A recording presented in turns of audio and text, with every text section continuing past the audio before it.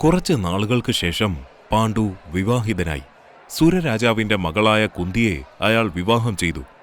കുറച്ച് നാളുകൾക്കുള്ളിൽ തന്നെ മറ്റൊരു രാജകുമാരിയെയും അയാൾക്ക് ഇഷ്ടപ്പെട്ടു. മാത്ര രാജാവിന്റെ സഹോദരിയായ മാദ്രയെ അയാൾ വിവാഹം ചെയ്തു.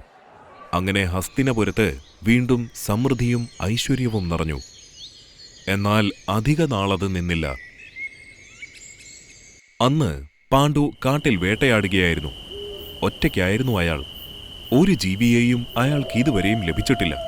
പെട്ടെന്നാണ് ഒരു മാനിനെ അകലെയായി അയാൾ കണ്ടത്. ഉടനടി അയാൾ ആ മാനിനെ ലക്ഷ്യം വെച്ച് അമ്പെയ്തു. അമ്പ് കൃത്യസ്ഥാനത്ത് തന്നെ കൊണ്ടു.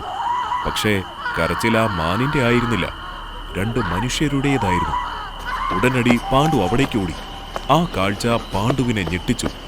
ഒരു മഹർഷിയും അദ്ദേഹത്തിന്റെ പത്നിയുമായിരുന്നു അത്.